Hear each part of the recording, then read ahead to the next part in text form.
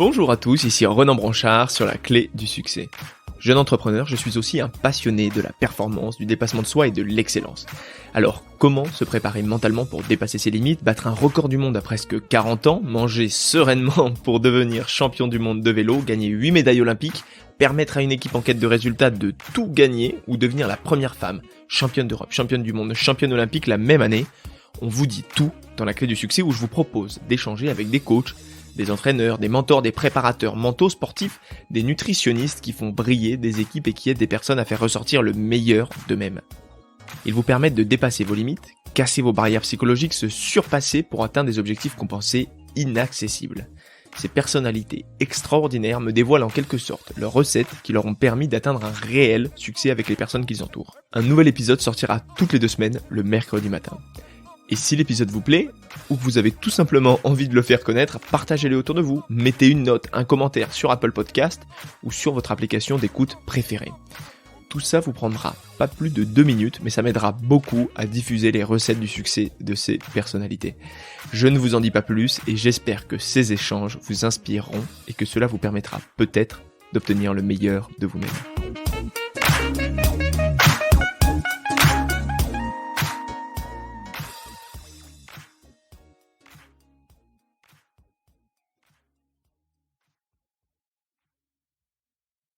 Aujourd'hui, j'accueille un grand nom du cyclisme français sur piste, c'est Florian Rousseau. Oui, un grand nom car Florian, c'est quand même 4 médailles olympiques.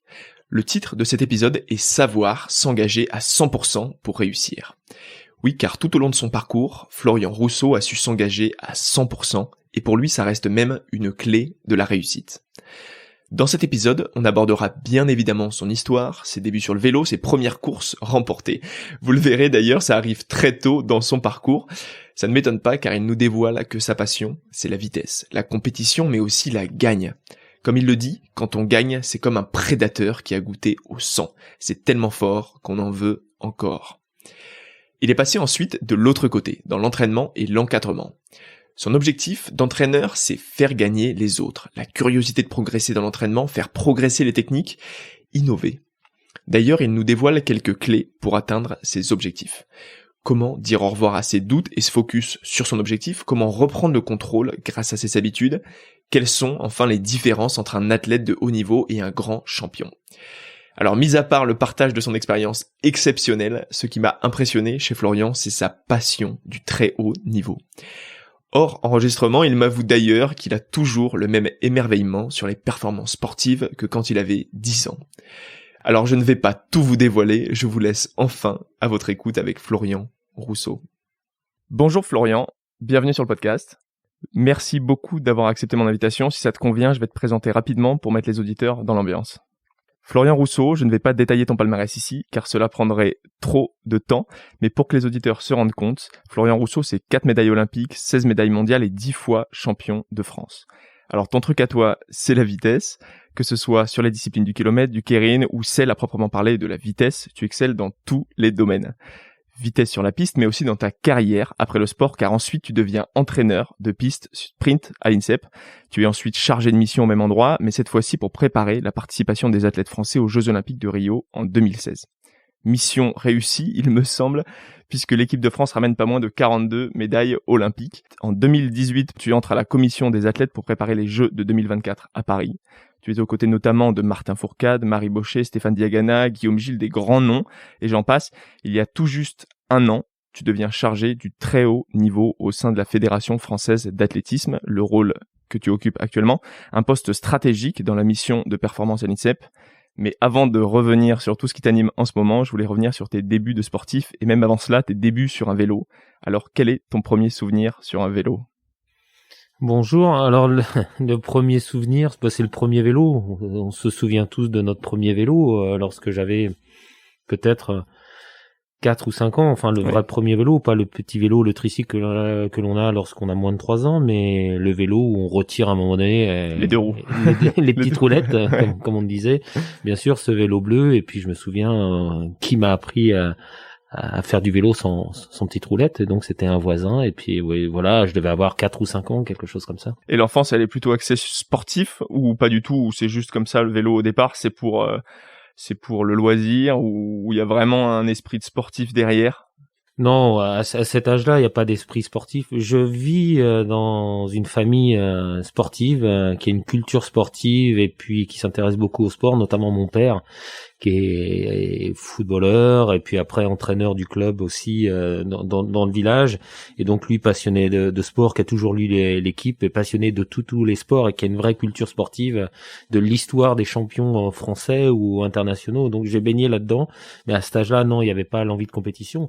Le vélo, c'est un peu l'émancipation, un peu la liberté, parce que on sort un peu de chez soi, le périmètre s'élargit, on va de plus en plus loin, donc c'est un peu l'aventure à cet âge-là, hein, et en tout cas c'est ce sentiment de liberté, de se déplacer plus vite qu'à pied, etc. Et puis surtout d'être avec les copains, de partager quelque chose. Et alors le football, comme tu as ton père qui est là-dedans, c'est est-ce que c'est une vision pour toi? Est-ce que c'est quelque chose que tu veux faire quand t'es jeune ou pas du tout? Non, lorsque je commence le football, je dois avoir 6 ou 7 ans, donc peu d'activités, peu de clubs, hein, dans un village de moins de 2000 habitants, donc il y avait le football, soit le basket ou soit le vélo, et peut-être le judo, enfin j'en oublie, mais il y avait très très peu d'associations sportives et de clubs. De fait, mon père est entraîneur, comme beaucoup de gamins et les copains du lotissement, on se retrouvait au club de foot. Voilà, après c'était pour faire du sport, et puis sans projection, en tout cas à l'âge de 6 ans ou 7 ans, en se disant je vais être professionnel, ou il n'y a pas cette notion de compétition encore qui est très développée, de cette notion de compétiteur que j'aurai après. Et quand est-ce qu'elle te vient justement, cette ambition de gagner, peut-être pas des titres, mais en tout cas d'aller vers la compétition? Quand est-ce que cette ambition te vient, quoi? En fait, lorsqu'on commence en club, en association, il y a l'entraînement, et puis le week-end, le samedi ou le dimanche, la compétition. Donc voilà, dans le foot, j'étais plutôt lié à ma personnalité, quelqu'un de timide, très très très introverti. J'avais pas des qualités qui me permettaient d'être au-dessus de l'équipe ou d'être l'élément phare de l'équipe. Je me fondais dans la masse, j'étais pas le meilleur. Voilà, et puis vers l'âge de 11 ans, je découvre le cyclisme parce que à un Noël, je demande un vélo de course, enfin un vélo sans garde-boue, changement de vitesse, comme on l'a tous fait, à mon parrain, lui qui fait de la compétition. C'était le seul de la famille à faire de la compétition. En vélo, du coup. En vélo, ouais. Et puis là, donc je fais toujours du foot, et puis je commence à faire quelques compétitions de vélo, et puis rapidement, tout de suite, ça a été le déclic. C'était une place de deuxième à la première compétition, puis ou une victoire, je ne sais plus très bien. Et puis voilà, tout de suite, il y a eu les résultats. Sport individuel, plus individuel en tout cas dans ces catégories-là par rapport au foot, et puis finalement le résultat étant là, ça nourrit la personne. Le jeune enfant que j'étais, c'est valorisant, on se dit qu'on sait faire quelque chose, on est meilleur que les autres, donc là la compétition a commencé à prendre du sens et de comprendre ce que c'était vers l'âge de 11-12 ans. Ouais. Et c'est du fait que tu gagnes ton premier titre que tu te dis j'ai envie de faire de la compétition, ça t'a donné une petite une adrénaline, quelque chose qui t'a poussé à te dire c'est ça que je veux faire, j'adore la compétition, quoi. Oui, c'est arrivé brutalement, en fait, cette compétition, mais j'ai oublié un passage quand même. Donc ça, c'est le cyclisme, donc à l'âge de 11 ans, et cette première victoire qui en fait c'est quelque chose de fort, hein. Je parle de valorisation de la personne, on est les regards sont sur nous, on se dit tiens, je sais faire quelque chose, et donc tout de suite ça alimente, on en veut encore. Voilà, c'est très très agréable de gagner. Mais il y a un passage qui est très très fort à l'âge de 7, 8, 9 ans dans mon village dans le Loiret, qui s'appelle Patay. Il y avait l'association des commerçants qui avait depuis plusieurs années fin juin organisé les 6 jours de pâté à patinette. OK. En trottinette, patinette ou trottinette. Et moi j'avais participé, donc c'était quelque chose de très très individuel. Et puis la première année, j'avais terminé meilleur jeune. C'était à l'époque un maillot bleu blanc rouge, un maillot distinctif. Donc on retrouve le lien du vélo finalement, parce que les 6 jours sur piste, c'était une compétition. Donc à l'époque je faisais pas de vélo, j'avais aucune notion de ce que c'était les 6 jours, mais voilà, c'était une compétition sur 6 jours d'empâter avec tous les enfants de 7 à 9 ans du canton, et puis avec des équipes qui représentaient la boucherie du village ou la mercerie, etc. Et puis il y avait un directeur sportif, donc un peu comme le cyclisme sur route au Tour de France. Et puis le leader de cette compétition avait un maillot jaune, il y avait le maillot vert aussi, donc on courait aussi avec des filles, et donc il y avait un maillot distinctif aussi pour les femmes, les meilleurs jeunes, etc. Et donc là, j'ai porté le maillot vert, le maillot jaune, et là il y a eu quand même un sentiment de compétition parce que j'étais porteur du maillot jaune, et puis j'ai perdu le maillot jaune à la avant-dernière étape, et mes parents m'ont toujours raconté que j'étais en pleurs, quoi, en fait, parce que j'avais perdu, donc j'étais triste d'avoir perdu le maillot, et voilà, donc il y avait quand même cet esprit qui sommeillait en moi de compétition.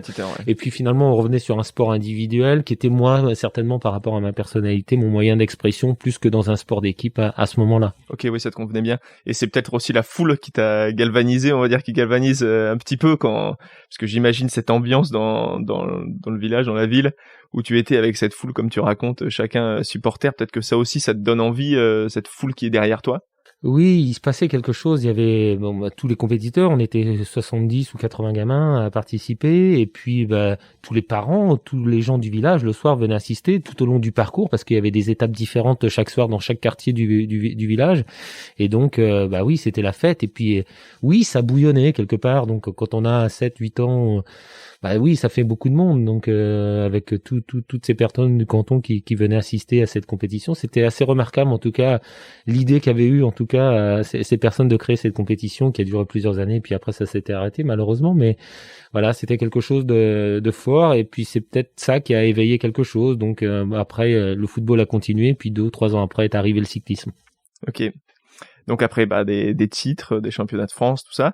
Mais je vais faire une avance rapide.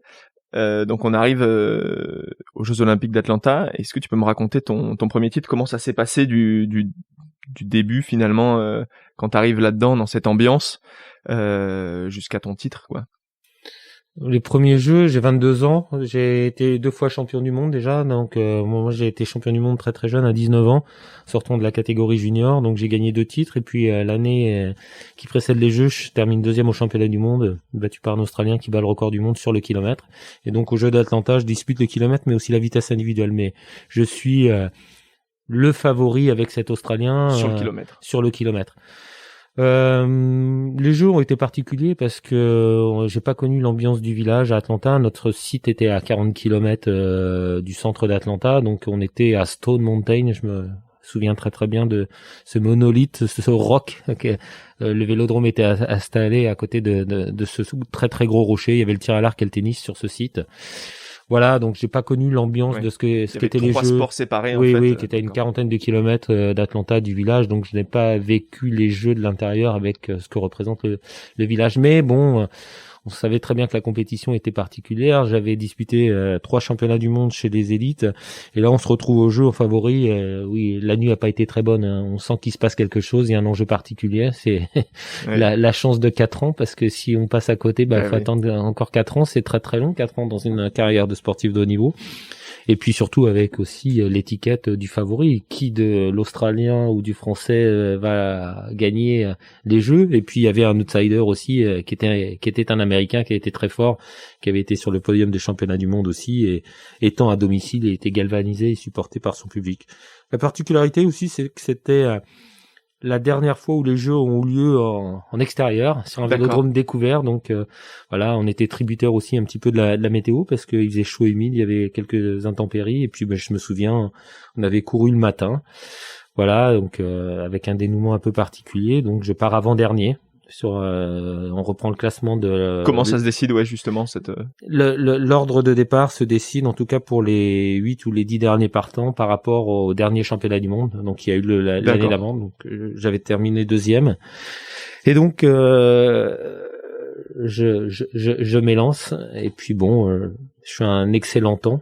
Qui est le record olympique, mais il reste encore un concurrent, donc je fais un meilleur temps que l'Américain qui est passé juste devant moi, qui fait un très très gros chrono, et je fais 2 dixièmes de mieux, ce qui était en plein air un très très bon chrono. Mais là, donc, on descend de son vélo, on est assez exténué sur le kilomètre, c'est un effort total d'1 minute, donc on est très fatigué. Je me retrouve au centre du vélodrome, l'Australien se prépare, je récupère, mais en même temps, je regarde ce qui se passe. Et puis là, l'Australien démarre, mais déchausse. Ah. Et donc, il n'a pas le droit de repartir parce que le règlement fait que c'est un défaut de serrage et pas un ennui mécanique, pas un bris de matériel. Donc et c'est de donc, sa faute, on va dire en quelque sorte.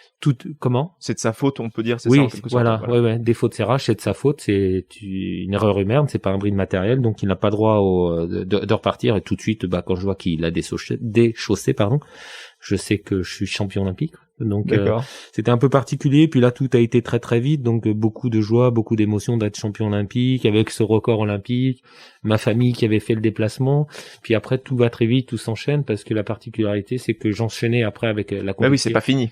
Le tournoi de vitesse individuelle, donc quelque part cette euphorie et de profiter du moment était vite arrêtée après la cérémonie protocolaire et tout l'exercice médiatique derrière parce que 4 ou 5 heures après je prenais part aux qualifications de la vitesse individuelle et donc un tournoi qui durait pendant 3 jours où j'ai terminé 8e où je me suis fait battre en quart de finale. Mais ça reste un grand moment. La première médaille d'or, c'est quelque chose de oui, j'imagine. Et justement, tu as cette pression. Tu dis que tu es parti favori donc avec l'Australien. Est-ce que la pression, ça te permet, toi, tu penses en tant qu'athlète et même en tant que toi-même, tu penses que ça t'a permis cette pression d'aller plus loin ou au contraire, c'était quelque chose qui t'a pesé tout au long de la compétition ? C'est variable en fait, c'est jamais la même chose. Si on prend les jours qui précèdent, quand on arrive à Atlanta quelques jours auparavant, ça va, on est dans sa routine, ses entraînements, et puis finalement on se rapproche de l'échéance, donc ça monte un peu, on peut avoir des doutes. Après il y a des entraînements, des choses qui nous rassurent, c'est un sport mesuré, chronométré. On regarde, on observe aussi les adversaires, mais c'est très fluctuant. Il y a des doutes, il y a un entraînement qui vous rassure, et puis voilà, la veille c'est un peu particulier. On se dit ça y est, le lendemain c'est le moment de vérité. Le titre tant voulu, tant attendu, j'ai été champion du monde, et voilà, il y a qu'une possibilité parce que là, le kilomètre c'est finale directe, donc on n'a pas droit à l'erreur. Et puis voilà, c'est le moment de vérité. Tant d'heures passées à l'entraînement, tant de gouttes de litres de sueur dépensées. Et voilà, et donc ça va être le moment de vérité.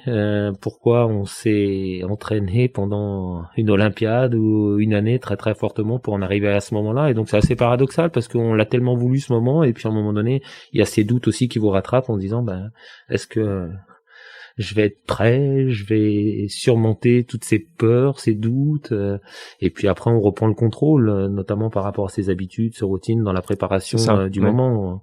Quand on arrive 2 heures avant le début de l'épreuve, quand on commence son échauffement, voilà, c'est toutes ces habitudes et tout ce qu'on sait faire, et vous remettre dans votre objectif pour être prêt au moment du départ. On reparlera des routines plus tard justement parce que c'est un sujet qui m'intéresse beaucoup. Et justement, quand tu arrives sur la piste, là, tous ces doutes disparaissent grâce à tes routines. Donc, ce que t'expliques, c'est que tous ces doutes disparaissent au moment où tu te mets en selle et que t'es parti pour ton kilomètre. Là, tous ces doutes disparaissent. Là, tu penses plus à rien. Le kilomètre, c'est un peu plus d'1 minute d'effort à l'époque. Je fais le record en 1 minute 2 secondes et 7 dixièmes, le record olympique. Il se passe beaucoup de choses parce qu'en fait, on est à l'écoute de son corps. Donc là, au moment du départ, on est concentré vraiment sur le timing pour partir dans le coup de pistolet. Et puis on lance la machine et puis après, on se met en position sur son guidon, voilà, pour la position aérodynamique. Et puis voilà, c'est 4 tours, c'est très court 1 kilomètre et c'est long à la fois parce que c'est un effort total, donc ça fait mal. Et puis on commence à sentir la douleur monter progressivement dans ses jambes. Il faut garder le côté technique de bien virer à la corde.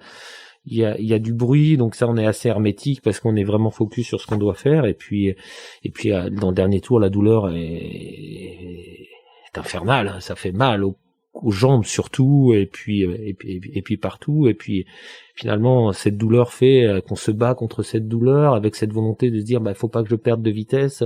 On se bat, et donc dans la tête, même dans cet effort qui dure 1 minute, se passe beaucoup de choses parce qu'on est à l'écoute de son corps, de sa trajectoire. Quand on repasse à chaque tour, le coach qui vous encourage sur le bord de la piste, qui donne un message qu'on perçoit parce qu'on va chercher, en tout cas, ce qui nous dit le mot. On est à plus de 60 km/h, donc on peut ça pas va très vite. Ouais. On peut pas dire beaucoup de mots quand on est sur le bord de la piste entraîneur. Et donc là, ouais, c'est bon, il encourage, il stimule, donc. Voilà, il se passe beaucoup de choses, c'est difficile à décrire. Impressionnant. Donc tu es spécialiste de kilomètres, de vitesse, comme tu as dit, mais tu es aussi spécialiste de keirin, puisque tu obtiens également un titre olympique de cette discipline. Alors c'est un sport basé, tu vas me dire si je me trompe, sur les paris sportifs. Donc est-ce que tu peux m'expliquer un peu plus les spécificités de ce sport? Alors, le keirin est une course qui est née au Japon après la Deuxième Guerre mondiale pour relancer un peu l'économie. Donc, ces courses au Japon font l'objet de paris. Donc, c'est 9 coureurs en piste et puis une course qui se déroule sur 2 kilomètres, qui est plutôt neutralisée, emmenée par un lièvre au début. Et puis, la course se décante à partir d'entre 600 et 800 mètres. C'est un sprint à 9 coureurs, en fait, un sprint lancé à 9 coureurs. Et c'est tout aussi simple que ça, le premier qui passe la ligne a gagné. Donc après, il y a un aspect tactique, stratégique très très très important parce que il y a 8 adversaires, donc le placement est très très important, de produire son effort au bon moment, de s'abriter. Voilà, donc cette course est née au Japon et puis elle rentre au programme des Jeux Olympiques pour la première fois en 2000. Et donc là où tu y participes. J'y participe et puis l'histoire retiendra, je serai le premier champion olympique de keirin de l'histoire. Donc non, ça reste un grand moment. Donc oui, c'était pas ma discipline, mon épreuve la plus forte puisque j'avais été 3 fois champion du monde de vitesse. Et puis plusieurs fois sur des podiums, et le titre que je voulais le plus c'était d'être champion olympique de vitesse. Et donc la veille j'ai terminé 2e en vitesse, j'ai été battu en finale par un Américain, et le dernier jour de course j'étais engagé sur le keirin. Au keirin je n'avais jamais obtenu de médaille mondiale et l'histoire retiendra que j'ai été champion olympique sur ces jeux où j'ai obtenu 3 médailles, 2 d'or et puis 1 d'argent. C'est le fait que justement, alors après coup c'est facile de dire qu'est-ce qui t'a donné cette médaille ou pas, mais est-ce que tu penses que c'est le fait de finir 2e justement sur la discipline phare, là où tu voulais être premier, qui t'a fait gagner ce titre en keirin, parce que tu t'es dit je peux pas partir sans une médaille d'or? Il faut remonter beaucoup plus loin que ça parce que déjà lorsque l'année qui a précédé, je faisais partie du relais et de la vitesse individuelle, donc j'avais de grandes chances de représenter la France et de me qualifier sur les sélections nationales. Mais j'avais dit à mon coach, moi, c'est au championnat de France, si je fais un bon championnat de France, si je suis champion de France, je veux faire le keirin au jeu, je veux faire les 3 épreuves. Ce qui était un peu, je dirais, gourmand de faire 3 épreuves au jeu sur 6 jours, donc le programme était dense avec quand même 2 objectifs de médaille en vitesse par équipe et en vitesse individuelle, alors que le keirin j'avais tout à démontrer, j'étais pas le meilleur français. Et donc les championnats de France se déroulent et je suis champion de France, donc il y avait cette volonté quand même une année avant de se dire je vais me qualifier sur les 3, donc c'est un cheminement psychologique avec une envie qui fait que voilà, ça m'a amené certainement à ce titre olympique. Alors après, sur le moment de la compétition à Sydney, donc on a commencé par la vitesse par équipe, on a été champion olympique, et puis après le tournoi de vitesse a duré sur 3 jours, et puis là je fais 2e, donc forcément beaucoup de déception, même si c'est une médaille d'argent, ne comprenez pas ma déception, mais quand on a été champion du monde, ce qui était important pour moi c'était d'être champion olympique. Et puis maintenant j'en suis satisfait, hein. C'est mon histoire de cycliste. Et puis le lendemain il y avait la vitesse, le keirin qui se déroulait sur une journée. Et là, j'étais très fatigué sur le keirin, et puis je passe par les repêchages et je me suis dit non, j'ai pas le droit de m'écouter, et ça se trouve je referai jamais les jeux. Et puis voilà, je me suis repêché, je suis allé en demi-finale, je suis passé en finale, et puis en finale, j'ai gagné. C'est difficile à expliquer comme ça et aussi rapidement, mais il y a tout un processus mental. À un moment donné, on est un peu dans le doute, la fatigue mentale, physique, et puis je sais pas, il y a des choses, des connexions au niveau mental qui se font, qu'on rentre dans l'instant de la compétition, cet instinct de survie de gagner à tout prix et plus écouter son corps, ses moyens physiques du moment, quoi. Oui, et justement, comment tu te prépares, du coup, j'imagine que, comme tu dis, quand t'as ce titre de champion de France, tu te dis, je me prépare pour les Jeux, et t'as cet objectif en tête. Mais comment tu te prépares vraiment au keirin? Alors, j'ai entendu dire, c'est une question un peu, je triche un peu parce que j'ai entendu dire que t'es passé par le Japon, justement. Est-ce que tu peux me raconter cette période? Alors oui, certainement cette tournée au Japon ou une tournée de keirin internationale sur environ 2 ou 3 mois, on est invité, 8 coureurs étrangers, m'a beaucoup apporté pour la vitesse individuelle et puis pour le keirin forcément puisque j'ai pratiqué là-bas. Alors les courses là-bas sont vraiment différentes que au championnat du monde ou aux Jeux Olympiques. Le format est un petit peu différent, mais ça m'a aguerri, en tout cas, ça m'a apporté beaucoup de maturité dans mon sport, développer des aptitudes techniques et puis surtout de pas avoir peur d'aller au contact parce qu'au Japon, il y a énormément de contacts. On se touche pendant la course? C'est autorisé de se toucher pendant la course. Au Japon, il y a beaucoup de chutes, alors qu'au niveau international, à l'époque, on tolère, je dirais, le contact, mais normalement, on pouvait être disqualifié. C'était beaucoup plus strict, notamment pour des raisons de sécurité. Et donc là, donc en 1997-1998, j'ai participé à 2 tournées de 2 mois et demi, 3 mois au Japon, qui m'a forcément aguerri aussi, fait prendre de la maturité puisqu'on se déplace sans entraîneur, on doit se gérer tout seul, et donc ça m'a apporté beaucoup en termes de gestion d'entraînement, de préparation, d'analyse de ses courses, parce qu'il n'y a pas le coach qui est là pour vous faire un retour sur ce que vous avez fait. Et donc ça, c'était très très formateur dans la construction de la suite de ma carrière à partir de 26 ans, et notamment aux Jeux Olympiques à Sydney en 2000, où là, je fais le keirin et je suis champion olympique. Et pourquoi tu dis on n'avait pas le droit d'entraîneur au Japon? Parce qu'on est invité donc à titre individuel, les 8 coureurs, et puis on n'a pas d'entraîneur, donc on est invité, et puis les courses, comme elles font l'objet de paris, une course, on est enfermé pendant 3 jours dans le vélodrome, pas de contact avec l'extérieur, pour pas truquer les courses, pour pas qu'il y ait de fraude sur les paris, des ententes en course qui pourraient faire notamment que quelqu'un parie sur quelqu'un qui est mal coté et que nous on ait truqué la course. Donc pas de contact avec l'extérieur, et puis c'est le principe même du keirin au Japon. Le coureur doit être autonome, il n'a pas de coach sur le moment de la compétition. Voilà, ils ont des entraîneurs après lorsqu'ils se préparent, mais sur le moment de la compétition, pas de contact, autonomie complète des coureurs de keirin, pas de contact avec l'extérieur. Ça doit être incroyable. Et puis au niveau psychologique, ça doit être difficile, j'imagine, de se retrouver seul là-dedans. Difficile. Oui, il y a des moments des moments difficiles. Des moments difficiles quand on gagne pas, qu'on n'est pas bon, qu'on se fait battre systématiquement. On doute, et puis on est loin de sa famille, loin de ses racines, dans un environnement qui est pas facile, qui est pas ses habitudes. Donc quand ça se passe pas comme on veut, même l'environnement est difficile à absorber. Mais maintenant, avec le recul, non, je l'ai plutôt bien vécu. Même quand il y a eu des périodes difficiles où je gagnais pas beaucoup de courses là-bas, c'était dur. Oui, après on y allait aussi pour gagner de l'argent. Enfin, c'était des courses professionnelles, et donc c'était aussi mon gagne-pain.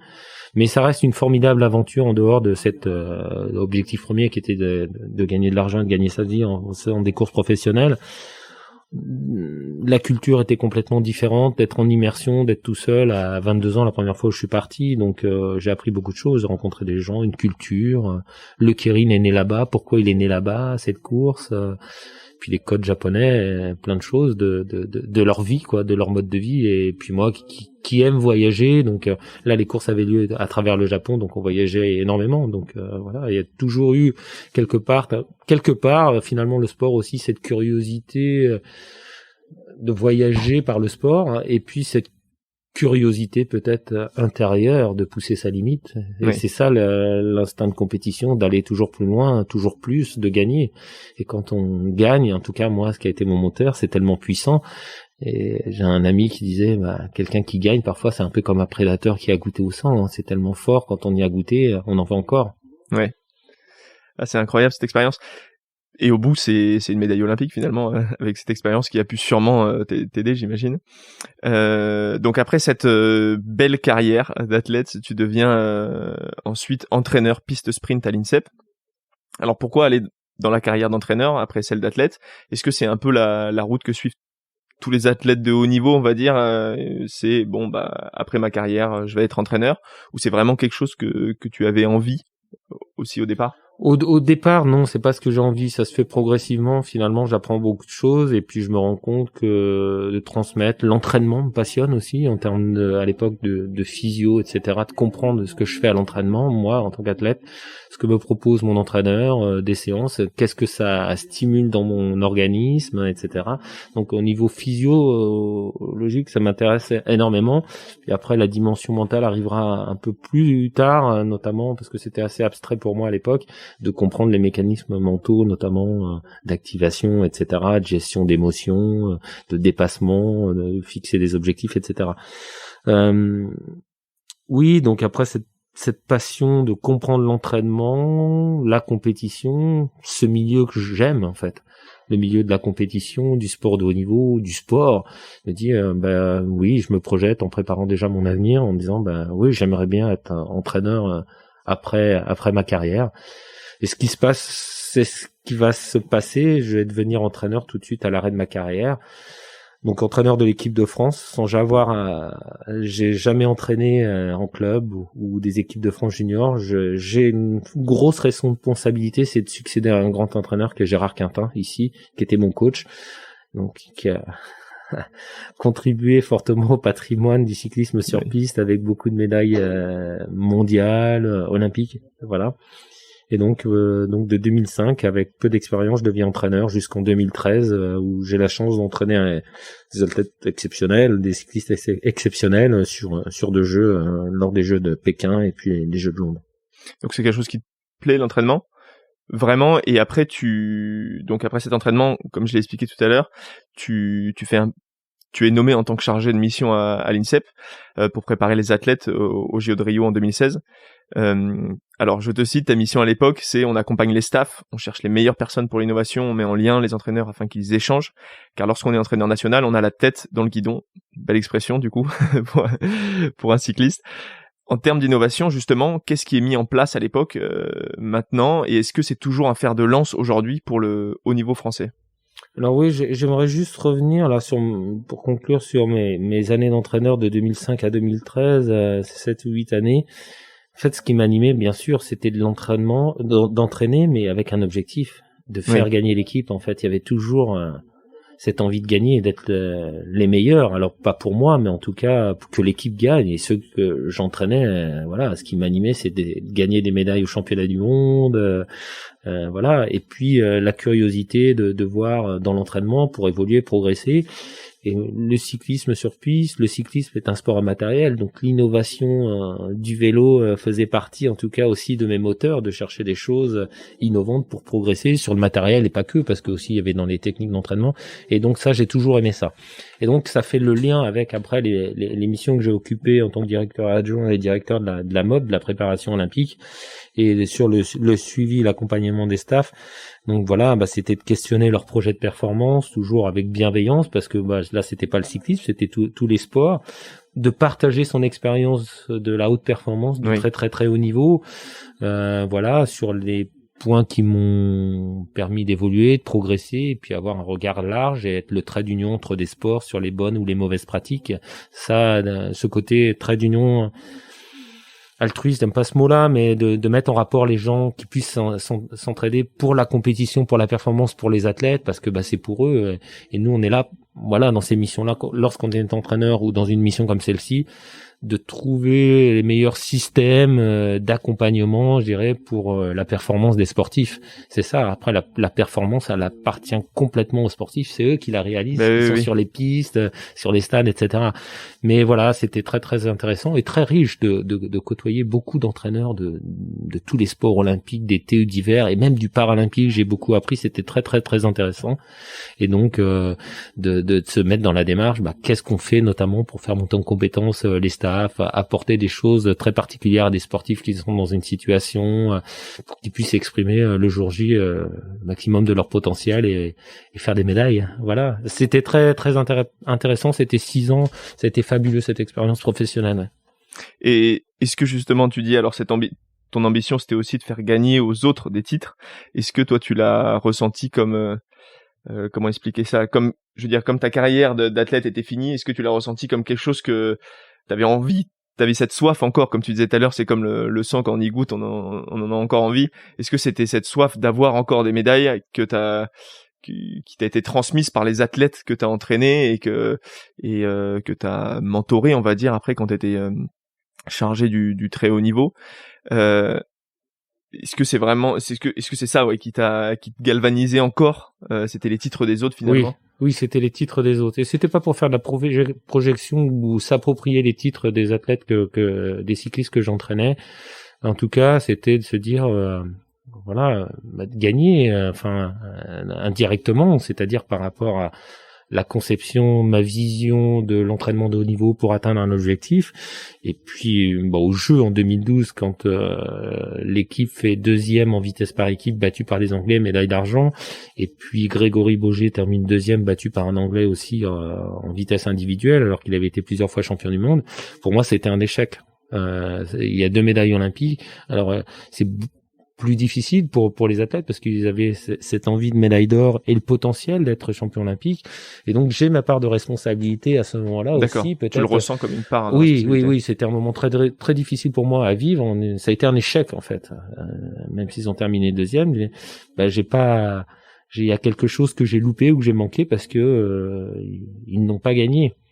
Voilà, donc c'était un moment difficile l'après-jeu en 2012, ces 2 médailles d'argent au jeu, une grosse remise en question sur quelque chose que j'avais pas réussi. Donc oui, cette culture de gagner que j'ai développée au fur et à mesure tout au long de ma carrière, j'ai eu le même état d'esprit aussi en étant entraîneur, donc d'être le meilleur, d'être devant les autres, d'avoir toujours un coup d'avance. Et là, on l'a pas eu puisqu'on a été battus. Ils ont été battus. Oui, je peux comprendre. Donc tu es nommé, donc après cette grande période, tu as dit 8 ans, c'est ça, de cette expérience. Tu es nommé il y a tout juste 1 an chargé du très haut niveau au sein de la Fédération française d'athlétisme, un très beau poste donc à l'INSEP avec beaucoup de responsabilités, j'imagine. Quelles sont les ambitions de l'athlétisme français dans le futur? Et qu'est-ce que tu veux ou vas apporter à cette équipe olympique pour atteindre les objectifs que tu lui donnes ou qu'elle a? Alors oui, depuis le début de l'année, là, j'ai intégré la Fédération française d'athlétisme en tant que directeur haute performance. C'était pas un souhait au départ. Le président de la fédération m'a proposé ce poste à la fin de l'année dernière pour accompagner l'équipe de France d'athlétisme aux Jeux de Tokyo. Bon, les Jeux sont reportés. Alors, j'ai toujours été passionné d'athlétisme par ce lieu à l'INSEP, ce lieu d'entraînement où j'ai toujours baigné dans l'athlétisme finalement parce que le vélodrome est placé au centre de la Almegro où il y a des pistes d'athlétisme. Et puis, j'ai suivi en tant que fan, téléspectateur à beaucoup de compétitions d'athlétisme. L'ambition de l'athlétisme et de la Fédération française d'athlétisme est simple, le sport roi, le sport olympique et l'athlétisme, et l'athlétisme français se doit de faire des médailles aux Jeux olympiques, encore plus quand les Jeux auront lieu à Paris après les Jeux de Tokyo. Il faut réussir les Jeux à Paris. Et la fédération donc s'inscrit dans une démarche d'obtenir plusieurs médailles aux Jeux de Paris. Donc il y aura les Jeux à Tokyo avant. Et donc moi, ma mission, c'est la même que j'ai eue à la préparation olympique pendant 6 ans, c'est de faire part de mon expérience, de regard extérieur. Je suis pas un technicien de l'athlétisme, mais en tout cas de mettre en place une organisation, des process, en tout cas sur ce qui m'a construit tout au long de ma carrière, sur notre organisation et en termes d'organisation d'être les meilleurs pour que les athlètes soient dans les meilleures conditions de préparation et pour préparer les Jeux et qu'ils puissent s'exprimer et obtenir des médailles aux Jeux, quoi. Voilà, c'est toute la richesse que j'ai eue dans mon poste précédemment, juste avant, de côtoyer beaucoup de fédérations olympiques, ce regard extérieur aussi d'analyse, de veille des modèles internationaux sur ce qui fonctionnait, sur ce qui fonctionnait pas. Voilà, donc de travailler avec l'ensemble des entraîneurs et des managers sur leur spécialité pour préparer dans les meilleures conditions les Jeux, de les challenger, de les accompagner. C'est ça, la mission. Alors c'est hyper intéressant ce que tu dis parce que j'ai l'impression que tu dis que c'est en ayant ce point de vue extérieur, en ayant vu beaucoup de sports que tu arrives finalement à recentrer ça au niveau de l'athlétisme. Est-ce que tu penses justement qu'au niveau de l'athlétisme ou au niveau de tous les sports, c'est important d'avoir cette complémentarité entre plusieurs sports et d'essayer d'associer des choses qu'on peut avoir sur d'autres sports pour la préparation d'un athlète sur son sport spécifique? Oui, il faut savoir s'ouvrir. Tout à l'heure, j'ai dit, ce qui m'a toujours animé lorsque j'étais entraîneur, c'est la curiosité, de regarder ce que font les autres. Donc, et là, c'est pareil, c'est-à-dire qu'à un moment donné, il faut regarder ce que font d'autres sports, parce qu'il y a toujours des points communs sur la haute performance, hein, la gestion de l'événement, c'est quoi les jeux en particulier, on a parlé de pression tout à l'heure, puis plein d'autres choses. Là, il y aura les jeux en France, ça veut dire quoi faire les jeux à domicile? Personne ne les a vécus, les jeux à domicile, sauf ceux qui ont fait les jeux d'hiver à Berville en 92. Mais voilà, il y a la pression, mais peut-être il y en aura encore plus. De jouer à la maison, parfois c'est un avantage, mais on peut perdre aussi ses moyens, donc il faut travailler tout ça. Et en tout cas, moi, tout ce que j'ai appris avec les fédérations, il y a des fédérations sur certaines thématiques qui sont très très en avance, et puis finalement on retrouve des choses sur le cycle olympique de 4 ans qui sont récurrentes sur la préparation. C'est beaucoup de l'humain, de la relation de confiance. Alors je parle pas d'expertise parce que des entraîneurs, mais sur l'envie de gagner, sur le leadership des managers. Voilà, faut à tous les niveaux en fait, dans un système, faut beaucoup d'envie. Il n'y a pas que les sportifs qui doivent avoir cette envie. Et puis tout le monde est confronté aussi au stress, hein, que ce soit aussi les coachs, à la préparation, aux doutes sur ce qu'ils mettent en œuvre, etc. Donc voilà, c'est des questions que j'ai vécues, que j'ai accompagnées lorsque j'étais à la MOP sur différentes fédérations, problèmes relationnels, des choix stratégiques de préparation, d'arriver sur le moment des jeux, où est-ce qu'on fait la préparation terminale. À Tokyo, ce sera de la chaleur humide, comment on l'anticipe, on le prépare. Donc il y a des fédérations qui sont très très, je dirais, qui ont beaucoup avancé sur ces sujets, d'autres qui sont un peu moins avancés. Comment on gagne du temps avec d'autres fédérations qui ont beaucoup travaillé sur ces sujets. Voilà, en fait, c'est du bon sens d'aller prendre ce qui marche, d'aller regarder aussi des fois pourquoi on se plante aussi, hein, pour éviter en tout cas de reproduire les mêmes erreurs. Et puis après, voilà, c'est pas pour dupliquer exactement ce qui s'est fait, mais c'est pour l'adapter à la culture de l'athlète et des habitudes et de la particularité et des spécificités de l'athlétisme. Ok, oui, donc tu mets en lien vraiment en fait tous ces entraîneurs, tout ce que tu vois à droite, à gauche, et tu mets en lien tout ça et tu les mets tous en lien en fait ces entraîneurs, et puis tu agis finalement, d'après ce que je comprends, plus au niveau du staff finalement que des sportifs à proprement parler. Oui, alors les sportifs, ils ont leur coach, leur entraîneur. Après, il y a des situations à régler, que ce soit social, des conditions d'entraînement qui sont pas optimales, comment on règle ça, comment on apporte de l'accompagnement scientifique sur des gains marginaux pour optimiser la préparation. J'ai parlé de la chaleur, sur les protocoles de cooling, etc., de chaleur, développement de textiles. Aujourd'hui, ça c'est difficile à mesurer, mais on parle de gains marginaux. On voit que parfois sur les courses de sprint, ça se joue un centième ou un millième. Donc il n'y a pas de petits gains en tout cas, et en tout cas de se dire on pense à beaucoup de choses pour aller vers l'excellence, essayer de tendre vers l'excellence. Ben ça aussi, même parfois si on se dit bon, les gains marginaux, on n'est pas sûr de ce que ça fasse gagner, mais ça a un impact en tout cas sur l'équipe et sur l'athlète, en tout cas en termes de renforcement mental. Voilà. Ouais. Et puis finalement, pour atteindre l'excellence, d'après ce que je comprends, c'est qu'en fait c'est pas une seule chose qui va apporter l'excellence, c'est plein de petites choses accumulées qui vont permettre d'atteindre un.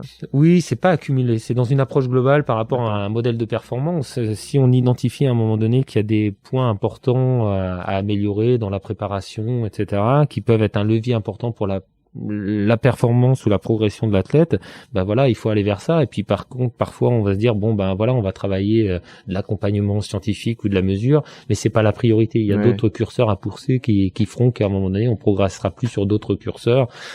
J'aime bien que si quelqu'un n'a pas de bonnes conditions pour s'entraîner, bon bah si on met de l'accompagnement scientifique, ça sert à rien. Déjà, faut qu'il puisse s'entraîner, faire de la quantité d'entraînement dans de bonnes conditions tous les jours, parce que le très haut niveau, c'est ça. Oui, il y a quand même des bases à avoir. Alors pour moi, la passion de l'athlétisme en tant que spectateur, car j'ai pas le niveau d'un athlète de l'INSEP, elle est venue quand je suis allé voir au stade Saint-Denis les championnats du monde d'athlétisme en 2003. Je m'en souviens, j'étais petit.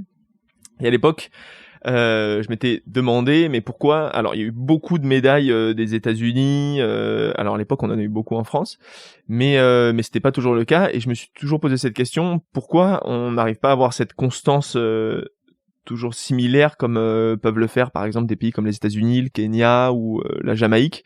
Comment est-ce qu'ils font pour avoir un niveau si constant au top dans l'athlétisme mondial, ces nations? Alors, l'athlétisme américain, voilà, faut comparer ce qui est comparable aussi en termes de population, de pratique, et puis leur système universitaire aussi de compétition universitaire permet de générer ou d'identifier des potentiels. On peut pas se comparer, nous la France, à l'athlétisme américain. Il reste la référence puisque c'est la meilleure nation. Ensuite, la France, effectivement, en 2003, au championnat du monde, c'est le record de médailles, 8 médailles. Hein. Donc, il y a l'effet, ce que j'ai parlé tout à l'heure, de jouer à domicile. En anglais, on appelle ça le home advantage. Ça, c'est un élément fort aussi, donc qui est conjoncturel parce que les championnats sont là, parce que on prépare des championnats à domicile. Donc, en termes de motivation, il se produit des choses pour les athlètes. Après, de manière structurelle, parfois il y a un peu de moyens, un peu plus, qui permettent une préparation optimale, parce que plus de stages, etc. Et puis après, aux Jeux Olympiques, on est un peu moins bon. C'est là où il faudrait essayer, notamment par rapport au niveau de la France sur des championnats du monde, comment aux Jeux Olympiques, on arrive à faire autant de médailles qu'à un championnat du monde. Aujourd'hui, le nombre de médailles moyen depuis 2000 pour l'athlétisme français au championnat du monde, c'est un peu plus de 3 médailles. Le vrai niveau de la France aujourd'hui, sur des bilans, sur des stats. Aux Jeux, c'est un petit peu plus de 2 médailles. Donc voilà, l'idée, ça serait que l'athlétisme français soit sur un peu plus de 3 ou 4 médailles aux Jeux de manière constante, et puis avec un peu plus de médailles aux Jeux à Paris. Alors après, voilà, il y a des nations, vous parlez de la Jamaïque, là il y a eu une période très très forte de la Jamaïque avec des sprinteurs exceptionnels, notamment avec Bolt, lui tout seul ramené beaucoup de médailles d'or. 3 ou 4 médailles, Et puis une génération très particulière, donc avec la Caraïbe qui est plutôt, très centrée sur le sprint, et puis proche des États-Unis, donc aussi certains bénéficient un peu des structures du système universitaire américain. Donc c'est la particularité de cette région Caraïbe aussi, ou avec les Bahamas aussi, ces petits pays qui sont très très très très forts. Voilà. Mais la France est reconnue pour avoir une expertise très très forte, un très très très bon coach, et l'objectif, et je pense que l'athlétisme français peut progresser et obtenir un peu plus de médailles aux Jeux Olympiques. Et est-ce que justement, alors tu parles de parcours universitaire qu'ont les États-Unis, est-ce que tu penses que ça peut être un biais pour avoir de meilleures performances, peut-être que ça soit dans tous les sports, je parle même pas que d'athlétisme là, pour être plus général, d'avoir un accès plus simple, ou en tout cas d'avoir comme tu dis, une détection au niveau de l'université, des parcours universitaires en France. Est-ce que tu penses que c'est possible d'intégrer plus le sport? Alors là, oui. Alors en France, oui. Alors là, c'est un sujet. Aujourd'hui, notre ministère est avec l'Éducation nationale, et je pense qu'il y a de fortes passerelles, notamment sur les bienfaits du sport. Là, on parle de la haute performance et du sport de compétition et des Jeux Olympiques, mais le sport, c'est pas uniquement ça, en fait. C'est la santé, il y a un côté social important. On le vit encore plus aujourd'hui. On voit bien avec ce qui se passe. Donc, limiter le sport uniquement à la vitrine, ce qui peut faire rêver des millions de gens. Le sport, c'est pas que ça. Et effectivement, il y a des plans d'action là que va mettre en place le ministère, en tout cas pour développer et faciliter l'accès, je dirais, aux jeunes de pouvoir pratiquer du sport en compétition ou en loisir, et que la place du sport soit un peu plus présente dans notre société française. Alors, il y a les athlètes qui sont à l'INSEP, donc il y en a beaucoup. J'ai pu en croiser quand je viens ici, mais il y a aussi les grands champions, comme tu as pu l'être. Qu'est-ce qui fait, selon toi, la différence, ou quel est le déclic qui fait qu'un athlète de haut niveau devient un champion, donc un athlète qui gagne des titres olympiques, des titres mondiaux?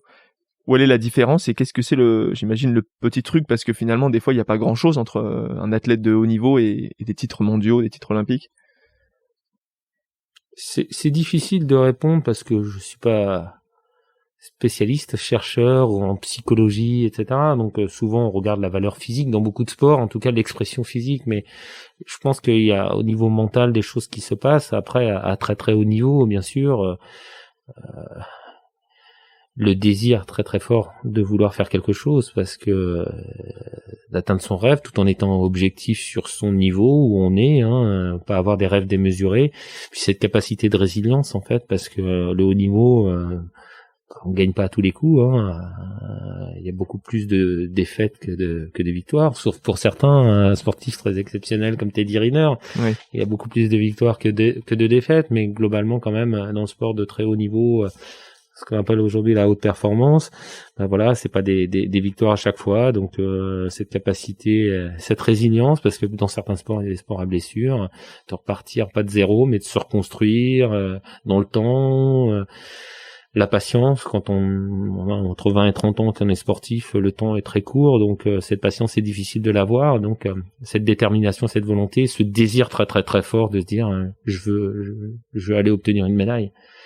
Voilà, c'est quelque chose qui doit être très fort, en tout cas plus fort dans certains, peut-être chez certains sportifs au niveau mental que d'autres. La capacité à parfois à souffrir, pousser ses limites, ça faut pouvoir l'accepter parce que c'est très répétitif aussi dans certaines activités. Le sport de niveau, c'est beaucoup d'heures de répétition, la même chose. Donc, je pense que les grands champions savent pourquoi au quotidien ils font ça, parce qu'ils ont toujours en tête, en tout cas, le moment et pourquoi ils le font pour aller chercher une médaille au plus haut niveau. Oui, ça se passe au niveau de l'entraînement aussi, en fait. Ouais. C'est pas qu'au niveau de la compétition. Ouais. Ça se passe au quotidien, ça se joue au quotidien, en fait. Oui. Ouais, c'est intéressant. Et puis ça se joue beaucoup finalement. Le petit déclic, comme je disais, c'est peut-être au niveau psychologique finalement où ça se joue beaucoup à ce niveau-là, parce qu'au niveau physique finalement, les athlètes ont quasi tous les mêmes capacités physiques, à part certains qui ont des capacités extraordinaires. Après, sur des finalistes au niveau des championnats du monde, sur les 4-5 premiers, il y en a qui sont très très proches. Alors après, dans les sports mesurés, on voit bien qu'il y en a qui sont bien au-dessus physiquement, mais après, quand ça se joue à peu de choses, voilà, c'est sa capacité sur l'instant à mobiliser tout son potentiel physique et mental, d'être dans le bon timing, de faire face à des émotions négatives, la peur de mal faire, etc. Et puis les plus grands champions savent se sublimer et aller chercher quelque chose en plus. C'est la particularité aussi du grand champion dans les moments décisifs. Ok, hyper intéressant. Alors, je vais passer aux questions. Donc, c'est presque la fin de notre échange. Je vais passer aux questions un peu plus rapides. Donc, c'est 3 questions que je pose d'habitude. Donc, il y a première question, c'est une question pratique au choix. Je dis maintenant, j'ai un peu changé, c'est-à-dire que je propose 2 questions. Tu peux en choisir une ou les 2 si tu as envie. Donc, mes 2 questions au choix sont un type d'entraînement pour progresser en vitesse en vélo. Donc, c'est hyper spécifique. Ou à l'inverse, quelque chose peut-être qui est moins ta spécialité, mais où je pense que tu peux exceller aussi, comment être endurant et ne plus avoir ses jambes qui brûlent après 10 km de vélo. Oula, ce que je connais mieux, l'entraînement de vitesse, parce que maintenant pour le plaisir, je fais aussi un peu d'endurance et de route, et 10 km ça brûle toujours. Non, donc pour améliorer la vitesse, alors tout dépend de l'âge, mais quelqu'un déjà qui est un jeune adulte, quelqu'un qui a entre 16, fin de l'adolescence et 18 ans, ce qui est important, bien sûr, faut avoir des bases génétiques quand même quand on est au très très haut niveau, donc ce qu'on appelle les fibres rapides et une coordination neuromusculaire.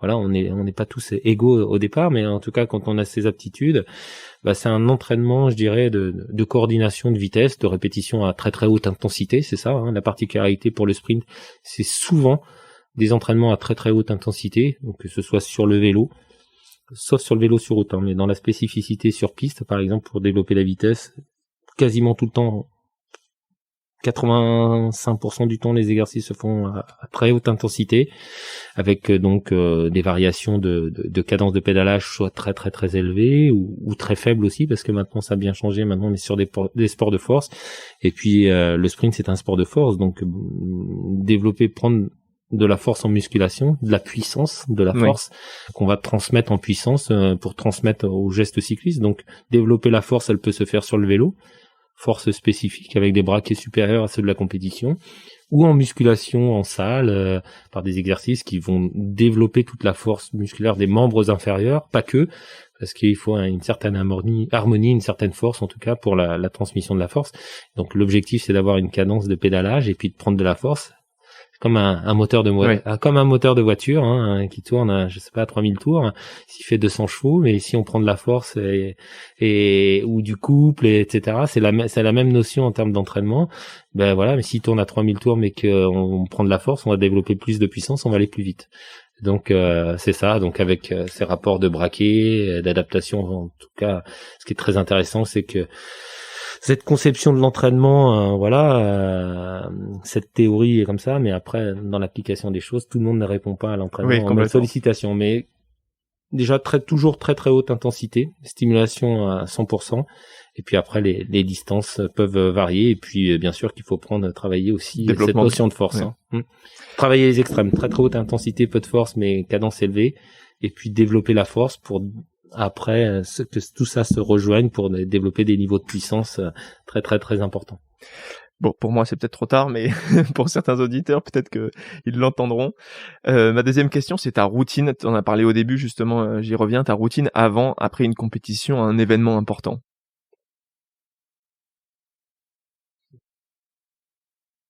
Je sais que la veille, 2 jours avant, souvent, on n'avait pas d'entraînement pour faire un repos total, qu'on dit dans le jargon du jus.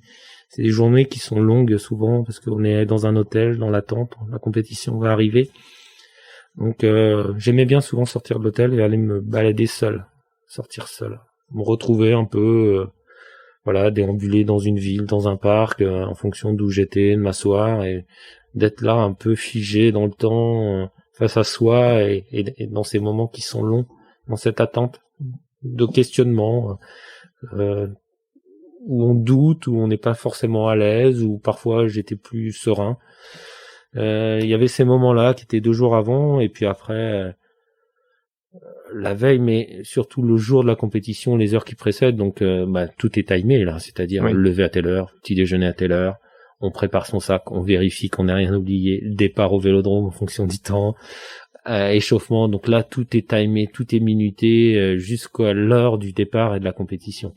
Et puis après, il y a le retour à la compétition. Alors, le retour de la compétition, des fois les compétitions sont sur plusieurs jours, donc là le sentiment est différent. Donc la journée est finie, mais il y a encore quelque chose qui nous attend, ou alors la compétition est définitivement terminée et puis on connaît son résultat.